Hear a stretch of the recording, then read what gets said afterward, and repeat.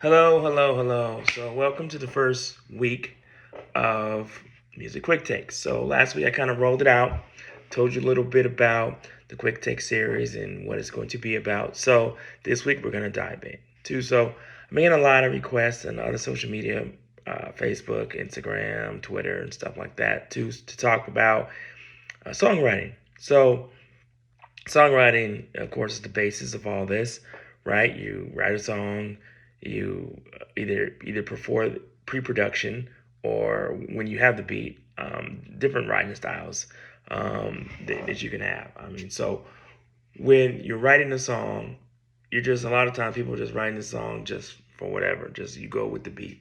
Um, but sometimes it's better to stop all that and stop the monotony too, because you're writing a song for sync. So I'm gonna dive into that because that's a very niche market. Sync, I don't have the numbers right in front of me, billions of dollars, like millions of dollars actually a year.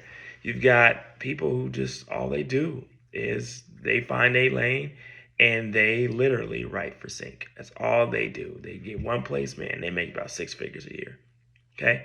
Comfortable living, right? You never even know who these people are, and their music is on, Fast Five and all the different action movies and the movies that we go and take our families to see too. So um having the ability to write for sync is great too. So how do you get into sync? So theme kind of writing is a thing, right?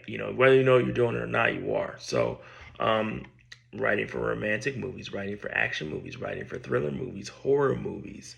And when I say writing, I mean you're writing as if the lyrics are going to be there, but then ultimately, sometimes music producers they want the they want a song without the lyrics. So just so you know, you're writing for that, and the production kind of matches that too as well.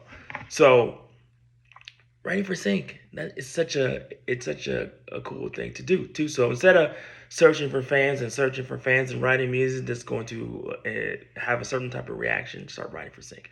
How do you find the sync people in the music? There's lots of platforms. um, Google it.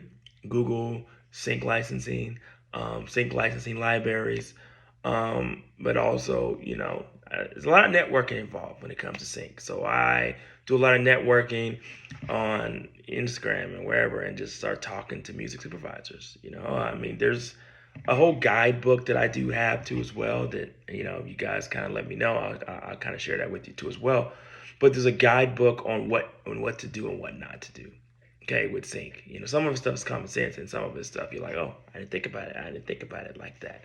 Um, but again, sync is one of those areas where you really are missing out if you're not taking the time out at least once a year to write, or when you're writing music, write it theme music, and just make a folder on your laptop and just write sync music and everything else. And so then when you're just networking and everything else, you already got a folder of music that's ready to go.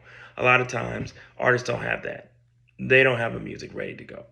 They do not have music ready to go because they never thought about it. Now they got to go back and try to take something that's already post production and turn it in to something that can be viable for sync. Sync has different sound and megahertz and everything else. They have different way you have to master a wave file with sync, and everything else. It's a whole workup of that because they are taking your work and putting it in movies and commercials and film. So it's not just going to the audio and to the radio and to digital. They're taking it and putting everything else. So it has to be mastered by certain ways too. So you can't just, this is not something that you can just throw together. Like, you have to just go in there. So put that in your marketing plan for 2023. I try to keep these music quick notes under 5 minutes, because that's why they're quick notes, right?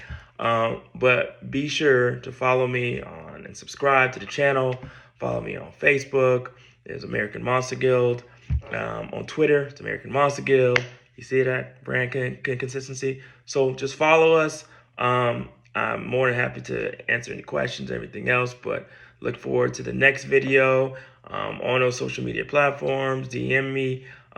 Let me know what you kind of want me to dive into, that, and just help you guys along your journey, because as you know, as we grow, you grow too. So again, it's American Monster Guild. This is music quick notes.